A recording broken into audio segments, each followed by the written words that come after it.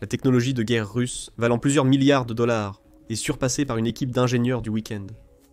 Pas de géants de la défense ou de laboratoires gouvernementaux. Juste 150 bénévoles avec des ordinateurs portables et des fers à souder, et ils ont rendu obsolète une partie de la technologie de champ de bataille la plus coûteuse du Kremlin. Alors que l'OTAN discutait de formalités, ces ingénieurs ont agi rapidement. Plus rapidement que l'approvisionnement militaire et que la capacité d'adaptation russe. Et les résultats sont stupéfiants. Des brouilleurs qui aveuglent les drones, des trackers de cibles construits à partir de zéro, et des outils anti-chars conçus, testés et déployés en quelques semaines. Ils s'appellent technologie de défense pour l'Ukraine, et ils ont transformé le champ de bataille depuis leur sous-sol et leur garage. Voilà ce qui se passe lorsque des ingénieurs brillants rencontrent l'urgence de la guerre, et pourquoi la machine de guerre russe paraît soudainement très dépassée, comme de nombreux efforts ukrainiens que nous avons vus au cours des 3 dernières années et 4 mois. Document technique. Unifié remonte à ses débuts lors des premiers jours de la crise. Alors que les défenseurs de l'Ukraine tentèrent de renforcer les capacités militaires insuffisantes du pays lors de l'invasion russe à grande échelle débutée en février 2022, une poignée de vétérans pro-ukrainiens, d'ingénieurs et d'alliés technologiques étrangers ont compris que le financement participatif de quelques drones ne suffirait pas. Quand la Russie a envahi l'Ukraine, pensant la vaincre rapidement, les dirigeants mondiaux ont organisé des réunions d'urgence. Les principaux sous-traitants de défense américains et européens ont soumis des propositions pour des contrats à long terme. Ces propositions seraient peu pertinentes si l'Ukraine ne survivait pas comme nation indépendante prochainement. Mais un petit groupe d'ingénieurs, de vétérans et de professionnels de la technologie venus d'Amérique du Nord et d'Europe construisait déjà quelque chose de complètement différent. Ce qui rend un document technique unifié révolutionnaire, c'est tout le cadre opérationnel et le paradigme qui stimule l'innovation ukrainienne. Aucune salle de réunion pour perdre du temps en réunion. Ordre du jour et mise à jour de statut. L'équipe organise seulement 6 conférences téléphoniques hebdomadaires entre les équipes anglophones et ukrainiennes, permettant aux développeurs de rencontrer directement les utilisateurs finaux. Des soldats testent leurs inventions au combat, pensez-y. Lorsque les entreprises de défense traditionnelles doivent passer par la bureaucratie et les examens de comité, l'approvisionnement peut prendre des années. De plus, les tests sont réalisés dans un environnement contrôlé, sans connaissance réelle des tactiques ou capacités d'un éventuel adversaire. En revanche, les ingénieurs de documents techniques unifiés reçoivent des retours en temps réel de la part des soldats, qui utilisent activement leurs inventions au combat. Selon le cofondateur Karl Larsson, la pression permet à l'équipe de rester concentrée pour respecter des délais de plus en plus stricts. Lors d'une réunion, un membre a prévenu que si l'Ukraine tardait à agir, la Russie la devancerait, causant des pertes humaines et matérielles. À la tête de cette révolution technologique se trouvent 2 Américains que tout oppose, mais qui partagent un engagement indéfectible envers la survie de l'Ukraine. Karl Larsson, cofondateur et directeur exécutif de Documents Techniques Unifiés, est un ancien soldat de la Légion internationale d'Ukraine qui a combattu en première ligne au début de la guerre. Larsson, vétéran de l'armée américaine ayant servi en Irak, a partagé son expérience sur la ligne de front en Ukraine lors de nombreuses interviews. Il a constaté de ses propres yeux l'efficacité des drones comme machines à tuer et la difficulté de les arrêter, mais aussi la pression psychologique que subissent les soldats. Il a utilisé ses expériences et son expertise en financement participatif pour aider Documents Techniques Unifiés à passer d'une petite organisation bénévole à un effort multinational. Jonathan Lippert, président de Documents Techniques Unifiés et entrepreneur, représente les talents civils de la tech mobilisés pour l'Ukraine. Quand l'invasion majeure s'est produite, j'étais principalement horrifié et démoralisé, a confié Jonathan Lippert à Latvijas Sabiedriskais Medijas, les médias publics lettons. Puis j'ai vu quelqu'un sur les réseaux sociaux se porter volontaire pour apporter des gilets pare-balles de sa propre initiative, et je me suis dit « Waouh, bravo à eux ». Cette motivation a poussé Jonathan Lippert à apporter son expertise à l'Ukraine, pour l'aider à se défendre contre un adversaire bien plus grand et mieux préparé. Larsson et Lippert ont mis en place une plateforme permettant à d'autres volontaires de proposer et d'améliorer leurs idées, pour moderniser la technologie militaire ukrainienne, afin de rattraper ou même dépasser les avancées russes. Chez Documents Techniques Unifiés, bien que les personnes soient importantes, ce sont surtout les résultats et innovations qui comptent. Le groupe a réalisé de nombreuses innovations, notamment l'adaptation des conceptions de drones à vue à la première personne. Le changement concernait principalement la connexion entre le drone et l'opérateur. Les drones du Document Technique Unifié ont été parmi les premiers à utiliser la fibre optique plutôt qu'un réseau sans fil, basé sur l'envoi et la réception de signaux depuis l'appareil exact de l'opérateur. Le concept vient de Troy Smothers, ex-marine américain et fondateur de l'initiative Drone Reaper. Smothers a repris le concept russe. Forbes a rapporté que des drones russes à fibre optique ont été repérés en Ukraine en mars. En 2024, Smothers a créé en 3 mois sa version de drones à bobine de fibre et s'est rendu en Ukraine. En seulement 3 mois, du concept au déploiement sur le champ de bataille, alors que l'acquisition traditionnelle de la défense prend au minimum 3 ans.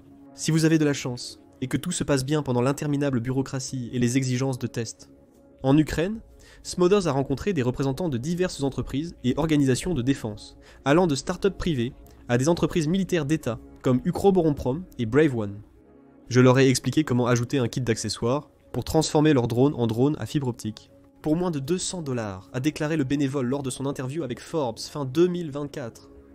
Mais le plus surprenant, c'est que malgré ses efforts en solo, Smothers pensait avoir minimisé au maximum le coût de développement. Quand il est arrivé en Ukraine, l'armée et le document technique unifié ont récupéré le prototype et ont réussi à faire les mêmes adaptations pour encore moins cher. Le document technique unifié a utilisé son système décentralisé et des tests rapides sur des applications réelles, perfectionnant le drone à un rythme dont l'industrie militaire traditionnelle ne peut que rêver. Le document technique unifié a pris une décision qui a remodelé la guerre moderne. Il a offert les plans et les schémas du drone à fibre optique à l'armée ukrainienne, qui avait carte blanche pour les diffuser à ses autres fournisseurs. Avant fin 2024, le même système à fibre optique serait vu en vol au-dessus et pour l'Ukraine. En rendant le design open source et en le prouvant au combat, Document technique unifié a permis au drone de dépasser sa vocation première. Du côté russe, les drones à fibre optique servirent surtout pour des frappes précises et des missions de surveillance. En Ukraine, des drones étaient aussi construits pour ravitailler des zones trop dangereuses, pour que des véhicules habités traversent les lignes ennemies. Vous vous demandez sûrement ce qui rend un drone à fibre optique si spécial à ce stade ? Pour cela, revenons aux changements fondamentaux de son système de communication. Comme mentionné, un drone first-person view traditionnel est connecté pour envoyer et recevoir des signaux sans fil tout autour de lui. La console de contrôle de l'opérateur capte le signal et le traduit en un flux de communication. Les signaux de la console arrivant à une fréquence spécifique sont traduits par le drone en coordonnées et commandes, l'aidant à naviguer et accomplir sa mission. Cependant, les signaux sans fil ne distinguent pas l'origine, l'expéditeur ou la provenance du signal. Si la Russie parvient à forcer la signature du signal ou à empêcher le signal de la console d'atteindre le drone, elle peut l'aveugler et le clouer au sol, le rendant inoffensif. De plus, ces signaux peuvent être détectés, révélant à l'ennemi la position du drone et potentiellement celle de l'opérateur. Car leur console émet des signaux complémentaires, avec des drones conçus pour déployer des munitions ou transporter des caméras. Ils n'ont pratiquement aucun système de défense à leur disposition, et peuvent être facilement détruits par des tirs d'armes à feu, ou même par d'autres drones. Donc, entre les premières mentions de drones sur le champ de bataille en juin 2022 et les révélations de drones à fibre optique par les forces russes en mars 2024, les deux camps du conflit rivalisaient en contre-mesures anti-drones, exploitant la visibilité des drones. La surveillance du spectre radio a été révolutionnée par les drones à fibre optique. La communication par câble conducteur ne permet pas l'interception de signaux depuis le drone, évitant ainsi de révéler sa position à l'ennemi. La fibre optique transmet le signal à une vitesse proche de celle de la lumière, avec une dégradation minime, même sur de longues distances. Cela correspond à la portée opérationnelle et aux limites de poids du drone pour transporter la bobine de fibre. Le déploiement rapide a permis à l'Ukraine de suivre de près la Russie dans le déploiement du drone à fibre optique sur les lignes de front. En quelques mois, le sol près des lignes de front était jonché de câbles à fibre optique de drones qui n'étaient jamais revenus de leur mission. L'impact de ces drones est dévastateur pour les deux pays. Anton Miolivets, l'ingénieur en chef de l'une des nombreuses entreprises qui développent et produisent des drones, a commenté que ce drone est complètement invisible dans le spectre radar. Aucun système de guerre électronique ne peut déterminer son site de lancement ou son opérateur. Cela améliore grandement sa capacité à éviter les contre-mesures et augmente ses chances d'atteindre sa cible sans être abattu. L'Ukraine a rapidement adopté et intégré les drones à fibre optique dans sa production de drones. L'un des modèles phares du drone de la société Miolivets est équipé d'un câble de 20 km, lui permettant de voler pendant 20 minutes à 59 km/h. Équipé d'un câble de 20 km transportant une charge explosive allant jusqu'à 5,5 kg. De nouvelles unités ukrainiennes ont des technologies avancées, atteignant une portée de 40 km. Potentiellement capables de cibler des positions de défense en profondeur, dont l'artillerie longue portée multiples launch rocket systems et les systèmes de défense aérienne moyenne portée. Il est important de souligner que la Russie est toujours considérée comme le pionnier des drones à fibre optique à usage militaire, et ses modèles surpassant toujours ceux de l'Ukraine. L'Université technique du Danemark travaille assidûment pour résoudre ce problème. Un atout majeur de la Russie est la fiabilité supérieure de sa plateforme, les drones russes ayant un taux de précision de 80% à 20 km de distance. En comparaison, l'Ukraine n'a qu'une précision de 50% à 8 km, ce qui rend leurs drones plus spécialisés dans leur utilisation. Cette différence est due à l'accès plus large de la Russie aux technologies modernes, notamment aux répéteurs de signal et aux caméras numériques haute définition sur les drones, offrant à l'opérateur un meilleur contrôle et une surveillance accrue au combat. Ces deux technologies proviennent probablement de la Chine, puisque celle-ci a constamment exporté des technologies et des pièces essentielles liées aux drones vers la Russie tout au long de la guerre.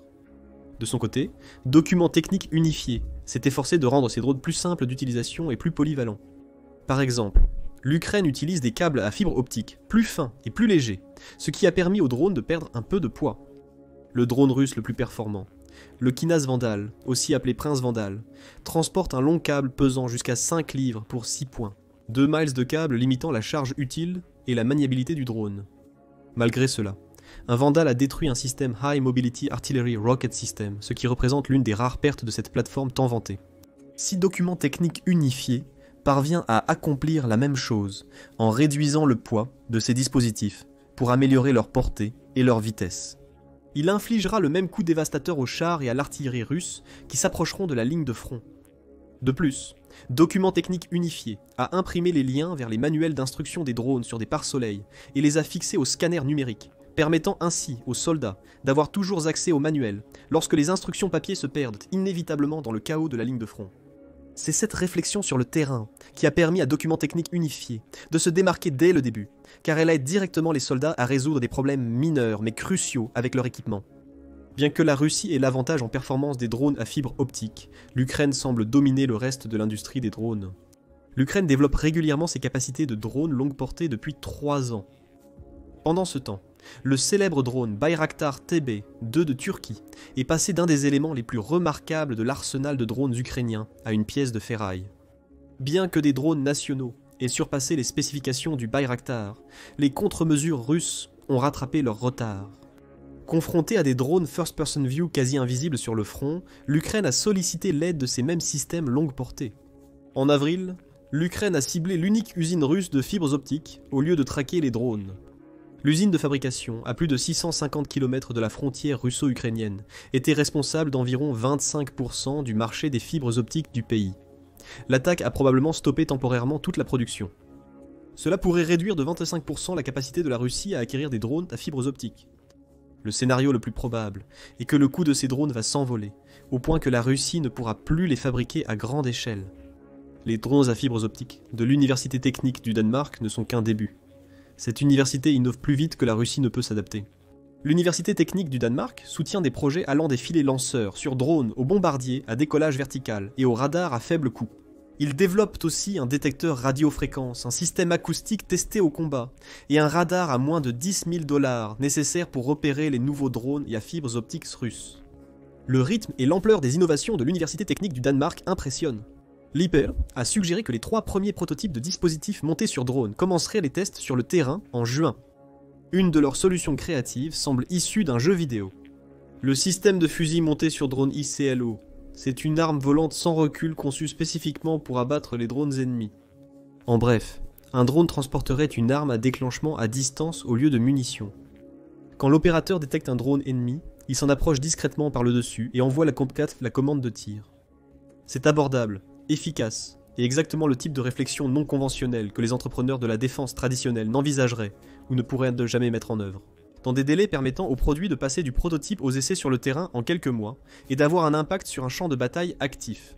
L'armée ukrainienne a présenté sur Telegram des prototypes de drones équipés de fusils de chasse, dotés d'un système similaire. L'Université technique du Danemark suit de près les développements indépendants des fabricants de drones ukrainiens, et les regroupe dans des systèmes open source, indiquant que les systèmes sont analogues. La centralisation et l'externalisation expliquent probablement le succès de l'Université technique du Danemark à s'infiltrer dans de nombreux secteurs de l'industrie ukrainienne des drones. Contrairement à la Russie où la fabrication et la recherche sont très centralisées, l'Ukraine a réparti ses efforts entre des entreprises étatiques, des sociétés indépendantes et des bénévoles. Cet écosystème étendu stimule l'innovation, la concurrence saine et l'amélioration. Le document technique unifié s'est associé à Brave One, la plateforme officielle de coordination des technologies de défense de l'Ukraine.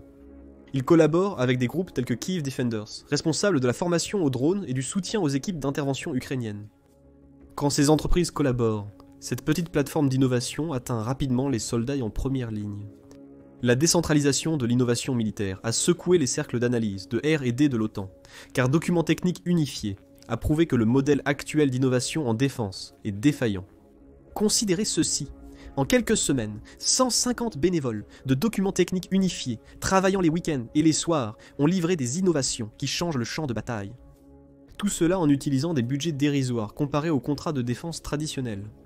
Pendant ce temps, des programmes comme le F-35 ont pris des décennies et coûté plus d'1,7 milliard à développer. C'est en réalité l'un des succès du complexe militaro-industriel américain. Les destroyers de classe Zumwalt devaient être complétés puis remplacer les modèles Harley-Burke actuels. Les États-Unis n'ont construit que 3 des 32 navires prévus en raison de l'explosion des coûts de développement, ce qui a déclenché une disposition gouvernementale stoppant la production. Les destroyers sont devenus l'un des programmes militaires américains les plus onéreux, atteignant 7,5 milliards par navire, presque le triple du coût d'un sous-marin de classe Virginia. Avant les améliorations du module de charge utile, Document technique unifié propose également Western Innovators et Defense Plan comme un aperçu du futur, un pipeline d'innovation en temps de guerre, alimenté non pas par des laboratoires nationaux, mais par des réseaux d'individus passionnés travaillant en dehors des hiérarchies. Les implications sont stupéfiantes. Si une organisation bénévole peut dépasser le complexe industriel de défense de l'OTAN, cela remet en question l'approche mondiale de l'innovation militaire. L'Ukraine a réussi à constituer une force aérienne, une marine et une armée opérationnelle, en intégrant des drones comme éléments clés dans chaque secteur. Les systèmes traditionnels et, plus important encore, coûteux comme les Patriots, High Mobility Artillery Rocket System et Javelin donné ne peuvent plus suivre le rythme de l'ampleur des attaques que la Russie lance contre l'Ukraine. S'il le faisait, il mettrait quasiment les États-Unis en faillite à cause de la production de missiles. Après tout, la Russie a lancé environ 35 000 drones et missiles en l'espace de 26 mois, de septembre 2022 à décembre 2024. En 2025, la moyenne est passée à 260 drones par jour, soit une estimation de plus de 46 000 drones sur 6 mois lancés contre l'Ukraine. Lockheed Martin produit 42 missiles Patriot et 200 javelins par mois, ce qui est en réalité en dessous de l'objectif fixé par l'entreprise pour ces derniers. Ces armes sont trop limitées par leur coût et leur délai de production pour être utilisées contre des drones bon marché. Mais le signe le plus révélateur de l'impact de documents techniques unifiés, c'est que la Russie est passée d'innovateur à copieur potentiel. En Russie, des ingénieurs bénévoles créatifs et un accès aisé à la technologie chinoise ont donné à l'agresseur un avantage initial, qu'il a exploité au combat. Alexei Tchadaïev, politologue devenu bénévole, a fondé l'accélérateur technologique militaire Ouchkonik, alors que la production ukrainienne était en pleine croissance. Le projet a débuté avec des drones intercepteurs, puis a créé le Kinas Vandal à fibre optique First Person View, et éventuellement d'autres modèles. Cela suggère une initiative d'innovation russe semi-organisée pour prendre de l'avance dans la technologie des drones. Néanmoins, la Russie centralise ce que Document technique unifié a démontré être plus efficace de manière décentralisée. De plus, il est clair que l'une des principales raisons de l'échec de la stratégie initiale russe en Ukraine en 2022 était sa structure de commandement rigide et centralisée.